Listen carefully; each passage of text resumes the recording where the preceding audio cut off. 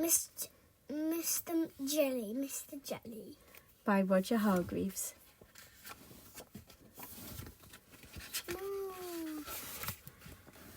Poor Mr. Jelly was frightened of everything and anything. At the slightest little thing, he would quiver and tremble and shake and turn to jelly. So it's not really surprising to find that Mr. Jelly lives as far away from anybody that he can find. In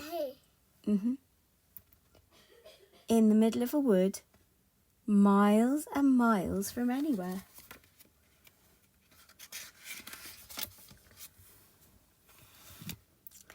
This story begins one morning when Mr. Jelly was asleep.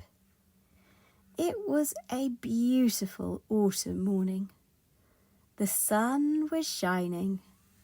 The leaves on the trees had turned to a glorious red, and the wind stirred gently in the treetops. A single leaf fell gently from the tree, right outside Mr. Jelly's house, and quietly brushed against his bedroom window as it fell. Mr. Jelly awoke with a start. "What's that terrible noise?" he cried. "Oh, heavens! The house is falling down! Oh, disaster! It's an earthquake! Oh, calamity! It's the end of the world!" And he hid under the bedclothes, trembling with fright. After an hour, by which time he realised that his house wasn't falling down, and there wasn't an earthquake, and the world wasn't coming to an end, Mr. Jelly peeped out from under the bedclothes. "Phew," he said. "Oh, thank goodness for that."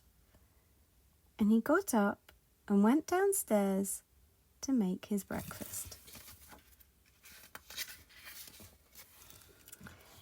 Mr. Jelly poured some cornflakes out of a packet into a bowl. Then he poured some milk onto the cornflakes.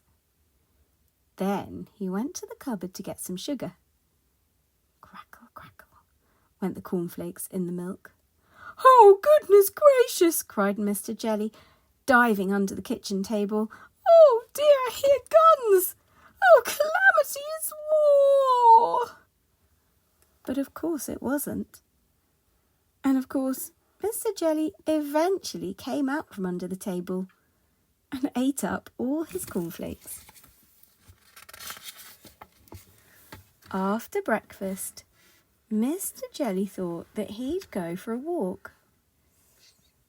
He was walking through the woods which surround his house when a worm poked his head out of the ground.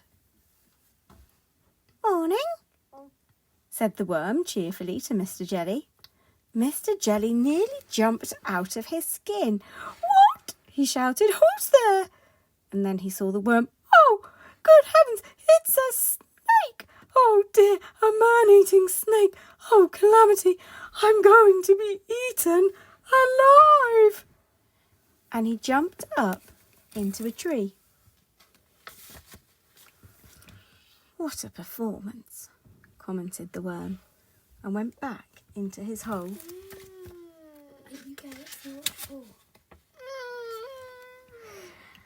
After an hour, Mr. Jelly felt brave enough to climb down from the tree and continue his walk. Eventually, he came out of the other side of the wood and into a field. Mr. Jelly glanced nervously around. It was an empty field. Or was it?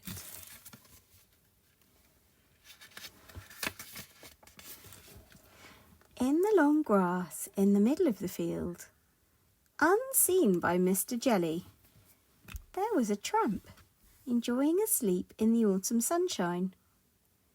Mr. Jelly picked his way cautiously through the grass. The tramp, fast asleep, snored. "What was that?" shrieked Mr. Jelly. "It's a lion! I heard it growl. Oh, goodness gracious! Oh, dear me! A lion! A huge lion! A huge lion with enormous teeth! A huge lion with sharp teeth that's going to bite me in two! A huge, ferocious lion with enormous sharp teeth that's going to bite me in two, if not three!" And he fainted.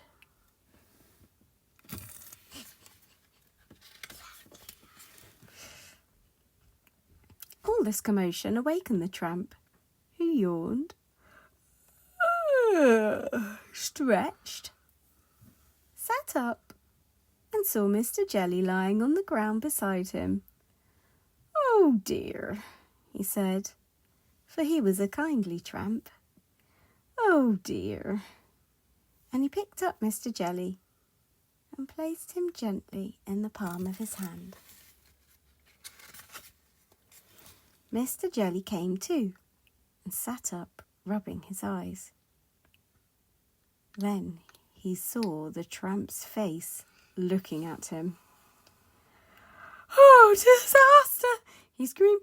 "Oh, calamity! It's a giant! An ogre! Oh, gracious! He's going to have me for my breakfast!"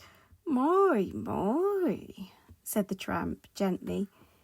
"You're a nervous little chap, aren't you? What's your name?" "Mr. Jelly," stammered Mr. Jelly. Mr. Jelly. "I used to be nervous like you," said the tramp, "but I learned how not to be." How my wrong? "I used to be nervous like you," said the tramp, "but I learned how not to be. Would you like me to tell you the secret?" Mr. Jelly quivered and shook and said, "Yes, please." "It's very simple," continued the tramp. Yes, please. "Please." Please. Why does it say please? Because he's nervous. "It's very simple," continued the tramp. "All you have to do is count up to 10. And you'll find that whatever's frightening you isn't quite so frightening after all." Then he set Mr. Jelly gently down on the grass. "Remember," he said to Mr. Jelly, "count to 10. And off he went. And off he went. Mr. Jelly thought it would be a very good idea if he went home immediately. Back across the field he went. Back through the woods he went. He was walking through the woods when he stepped on a little twig. Snap went the twig. Mr. Jelly jumped twice his own height in terror. "What was that?" he shrieked. "That terrible snapping noise! It's a tree falling down that's going to crush me to pieces! Oh, calamity! It's a crocodile hiding in the bushes, snapping his teeth! Oh, disaster! It's..." And then he stopped. He took a deep breath. 1, 2, 3, 4, 5, 6, 7, 8, 9, 10, he said.